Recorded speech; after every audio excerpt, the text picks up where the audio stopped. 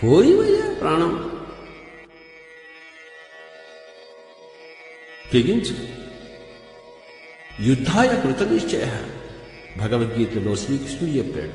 అది సాహసాన్ని ప్రబోధించే ప్రబోధం. యుద్ధాయ కృతనిశ్చయ, చెయ్యి యుద్ధం. నేను యుద్ధం చేయను అన్నాడు. రకరకాల కారణాలు. ఆ కారణాలన్నింటినీ త్రోసి పారేశాడు శ్రీకృష్ణుడు. యుద్ధం చెయ్యవయ్యా అన్నాడు.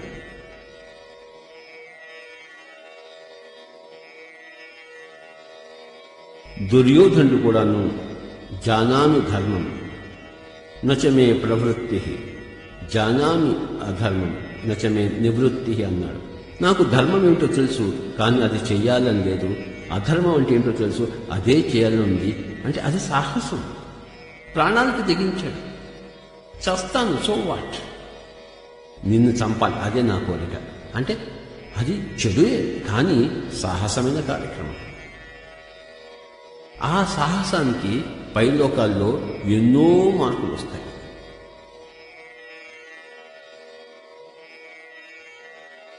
రేపు ఎల్లుండో మనం పైలోకాలకు వెళ్తాం. వెళ్ళినప్పుడు వాళ్ళు అడుగుతారు, ఏమయ్యా సాహసం చేయలేకపోయావా? అప్పుడు మనం ఏ ముఖం వేసుకుంటాం? లేదండి, నా పెళ్ళాం ఉండింది, నా పిల్లలు ఉన్నారు, ఉద్యోగము, బరువు, బాధ్యత అని ఇవన్నీ కథలు చెప్తాము. సాహసం లేకుండా పోవడానికి మనం ఏదో ముసుగు కప్పి అవన్నీ వాళ్ళు విని నవ్వుతారు. కనుక మై డియర్ ఫ్రెండ్స్, పైలోక వాసుల అంటే ఆస్ట్రల్ మాస్టర్స్ యొక్క ఏకైక సందేశము సాహసము సేరా డింబక, దూకు, ముందు దూకు, అగ్ని ప్రవేశం చెయ్యి అన్నప్పుడు ఆ సీత అగ్ని ప్రవేశం చేసింది. అది సాహసం.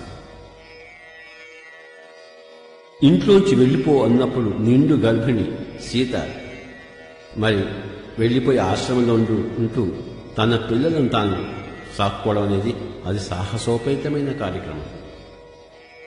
దశరథుడు నువ్వు అడవికి వెళ్ళిపోవాలి అన్నప్పుడు 14 సంవత్సరాలు సంతోషంగా వెళ్ళిపోయాడు శ్రీరాముడు.